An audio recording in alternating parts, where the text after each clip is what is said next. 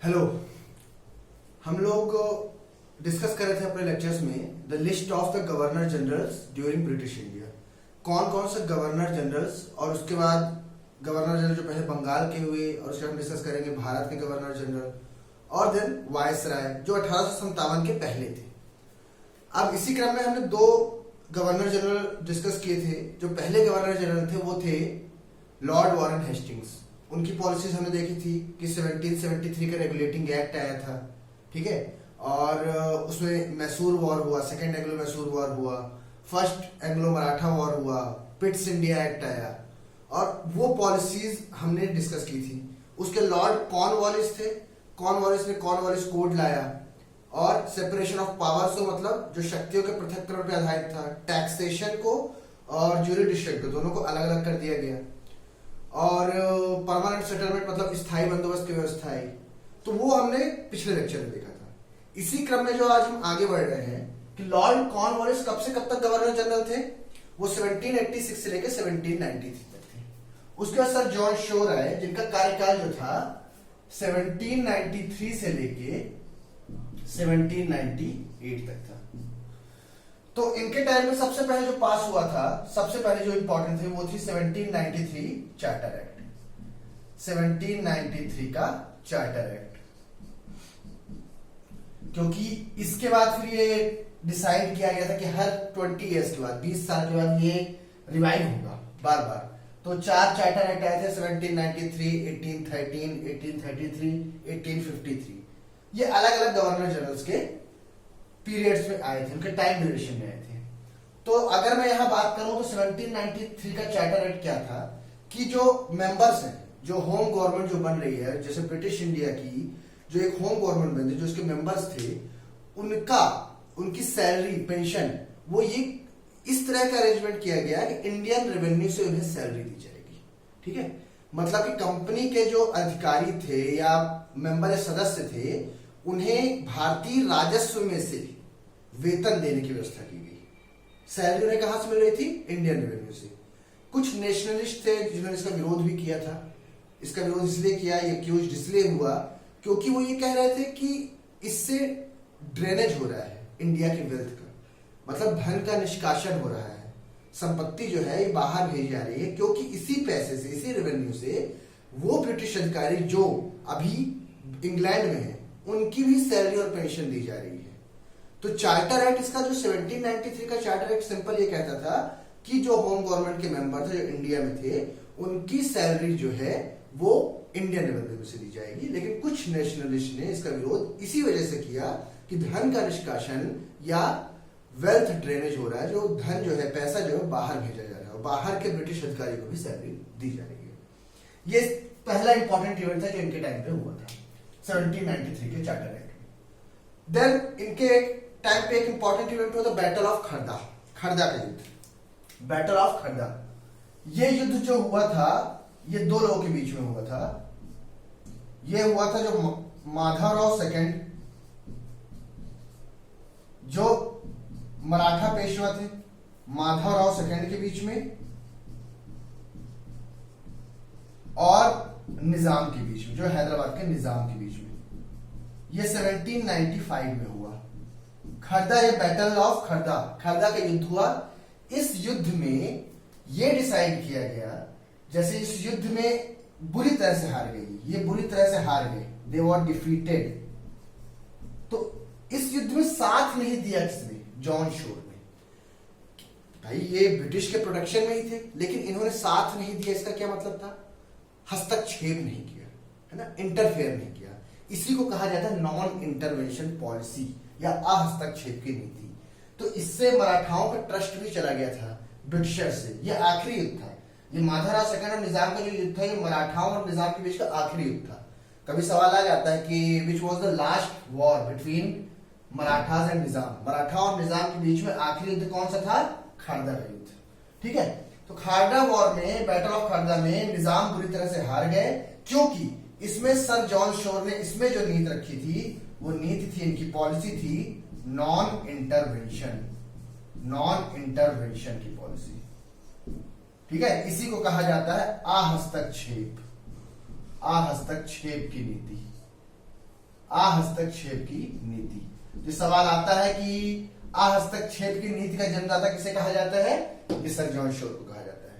तो 1795 का खारदा का युद्ध ये बहुत इंपॉर्टेंट इवेंट था, और 1793 charter act. This is very important, I hope you all get it. अब इसके बाद इसी क्रम में हम गवर्नर जनरल की इस कड़ी को आगे बढ़ाएंगे कि हमने ये देखे दो इंपॉर्टेंट इवेंट थे कि कैसे कैसे हुआ। 1793 चार्टर एक्ट आप जान चुके हैं क्यों हुआ था ये, क्योंकि उसके होम मेंबर्स को सैलरी और पेंशन इंडियन रेवेन्यूज में से दी जा रही थी। और बैटल ऑफ खारदा में क्या हुआ था? क्योंकि नॉन इंटरवेंशन पॉलिसी थी, वो सर जॉन शोर की थी, हस्तक्षेप की नीति थी। तो इन दोनों के बीच में जब युद्ध हुआ, बैटल ऑफ खारदा हुआ, तो माधवराव सेकंड और निजाम के बीच की युद्ध निजाम बुरी तरह से हार गया, और इसका जो ट्रस्ट था, भरोसा था, वो ब्रिटिश सरकार के ऊपर से उठने लगा था। ये सर जॉन शोर के टाइम पे हुआ। अब 1798, my friend, very important, who came after that? Lord Wellesley. यहां से बहुत सवाल आ जाते हैं। लॉर्ड वेलेस्ली, लॉर्ड वेलेस्ली के बारे में, इनका जो कार्यकाल था एज ए गवर्नर जनरल, वो कब से कब तक था? ये 1798 से लेके 1805 तक है, ठीक है। लॉर्ड वेलेस्ली घोर साम्राज्यवादी, ये घोर साम्राज्यवादी था, साम्राज्य को अपना आगे बढ़ाना चाहिए, क्योंकि ये जानता था इसके लिए इसने अपनी एक बहुत इंपॉर्टेंट पॉलिसी, जिसके बारे में बहुत सवाल आते हैं, वो शुरू की थी। साम्राज्यवादी का मतलब होता है इंपेरियलिस्ट, इंपेरियलिस्ट, और साम्राज्यवाद को कहा जाता है इंपेरियलिज्म। तो ये घोर साम्राज्यवादी था। ये जानता था कि भारत पे या इनको जो देश में है, इंडिया में जो रूलर्स है, शासक हैं, तो फ्रांसीसियों के साथ भी था उनको। तो ये कहीं ना कहीं इसको एक डर बना रहता था कि फ्रांसीसी भी हमला कर सकते हैं।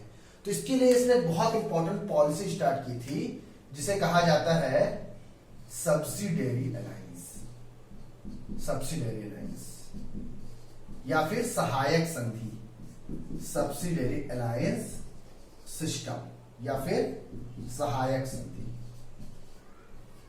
सहायक संधि।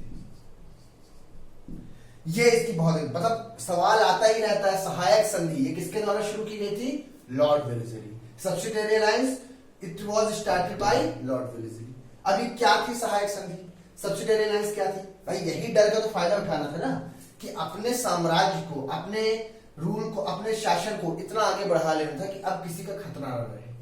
तो इसमें क्या किया जा रहा था? सब्सिडियरी अलायंस सिस्टम के बारे में अगर नोट लिखने को आता है, तो सब्सिडियरी अलायंस सिस्टम ये सिस्टम था कि सपोज अगर कोई स्टेट, कोई रूलर अगर सब्सिडियरी अलायंस सिस्टम को एक्सेप्ट करता है, या वो स्टेट अगर एक राजा उसको एक्सेप्ट करेगा, तो मतलब उसका पूरा स्टेट उसके अंडर में आ जाता है। तो कोई भी राजा अगर सहायक संधि को स्वीकार करता है, तो उसे अपनी टेरिटरी में, अपने शासन में एक ब्रिटिश रेजिमेंट रखनी होगी, एक ब्रिटिश सेना रखनी होगी, और उसके मेंटेनेंस का खर्चा भी उठाना होगा। Means if a state enters into the subsidiary alliance system, then he has to keep a British troop under his residence. उसके रेसिडेंस में एक सेना रखनी होगी और उसका मेंटेनेंस का खर्चा भी उठाना होगा। प्लस आपको एक ब्रिटिश रेसिडेंट रखने के साथ साथ आपके सारे इंटरनल अफेयर्स जो होंगे, फॉरेन अफेयर्स जो होंगे, वो ब्रिटिश सरकार के अंडर में आ जाएंगे। आप कोई भी वॉर डिक्लेयर नहीं कर सकते without taking permission of Britishers. किसी भी पड़ोसी मुल्क से, पड़ोसी राज्य से, नेबरिंग स्टेट से आप कोई भी युद्ध की घोषणा नहीं कर सकते जब तक कि ये ब्रिटिश आपको उसकी परमिशन नहीं देते। उसके अलावा अगर आप इस सिस्टम में, तो आपको हमेशा ये एक्नॉलेज करना होगा कि पैरामाउंट ऑफ द पावर जो वो कंपनी के लोग ही हैं। कंपनी को आपको एक्नॉलेज करना होगा पैरामाउंट पावर की तरह, सबसे ज्यादा शक्तिशाली कंपनी ही है और हम उसी के अंडर में हैं। हालांकि इसके बदले वो कहते थे कि अगर कोई बाहरी हमला आपके ऊपर होगा, या इंटरनल डेंजर, या आपके अंदर कोई चीज ऐसे ही हमला बाहर वाला करता है, तो उसमें मदद कौन करेंगे? ब्रिटिशर्स करेंगे।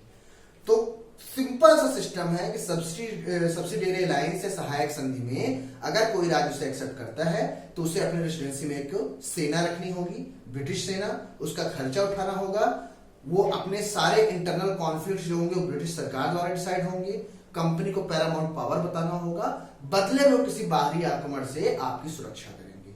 ये संधि एक तरह से मतलब आपके सारे अधिकार, आपके फॉरेन अफेयर्स खत्म हो गए, विदेशी संबंध खत्म हो गए, आप किसी और से दोस्ती नहीं कर सकते, ये सारी चीजें जो थी सब्सिडियरी अलायंस सिस्टम में थी। तो उससे कई राज्य वीक हो चुके थे, कमजोर हो चुके थे। तो इस तरह से कई राज्यों ने सब्सिडियरी अलायंस सिस्टम को एक्सेप्ट किया, सहायक संधि को स्वीकार कर लिया। और उनमें जो पहला राज्य था सब्सिडियरी अलायंस सिस्टम स्वीकार करने वाला पहला राज्य 1798 में ये हैदराबाद था। ये हैदराबाद के निजाम जो थे इन्होंने सबसे पहले सहायक संधि को स्वीकार किया। ये सवाल आता है कि सहायक संधि को स्वीकार करने वाला पहला राज्य कौन सा था? हैदराबाद था। देन 1799 में हमने इसको डिस्कस किया है, मैसूर ने सहायक संधि एक्सेप्ट की थी। हमें पता है कि जब टीपू सुल्तान बहुत कमजोर हो चुका था तीसरे आंग्ल मैसूर युद्ध के बाद, और उसमें श्रीरंगपट्टनम की संधि हुई थी, तो उसके बाद ये बहुत कमजोर हो चुका था, तो वेलेज़ली ने इसे सहायक संधि के लिए मजबूर किया, पर टीपू सुल्तान ने उसके सहायक संधि को स्वीकार नहीं किया। और सहायक संधि को स्वीकार न करने का सीधा साधा मतलब होगा कि आपको अब युद्ध करना होगा, एक वॉर होगी। तो जब टीपू सुल्तान ने स्वीकार नहीं किया तो वेलेज़ली ने इस किले को घेर लिया श्रीरंगपट्टनम को, और टीपू सुल्तान लड़ता हुआ मारा गया। और वहां पर जो एक पुराना शासन था वॉडियार वंश का, उसके बालक, छोटे से बालक के साथ ये सहायक संधि की गई और मैसूर को ब्रिटिश रेजिडेंसी में मिला लिया गया। तो पहला राज्य जो था 1798 में हैदराबाद, देन 1799 में मैसूर। इसी साल एक और राज्य आया था तंजौर,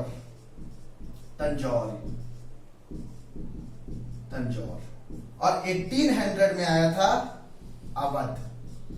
1800 में अवध राज्य आया था। ठीक है, इसी क्रम में आगे 1801 में पेशवा, फिर उसके बाद सिंधिया, भोसले, ये सारे लोग जो थे ये सहायक संधि के अंडर में आ गए थे। सहायक संधि को इन्होंने स्वीकार कर लिया था। This is very important point. Lord Wellesley के टाइम पे सबसे इंपॉर्टेंट इवेंट क्या था?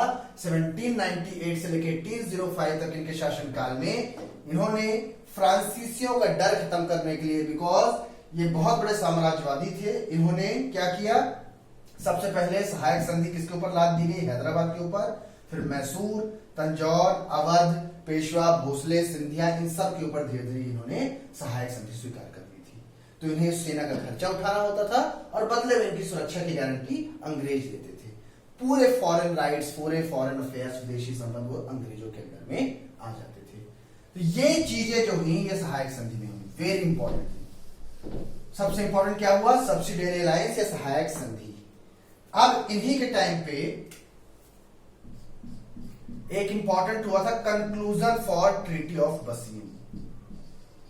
कंक्लूजन ऑफ ट्रीटी ऑफ बसीन।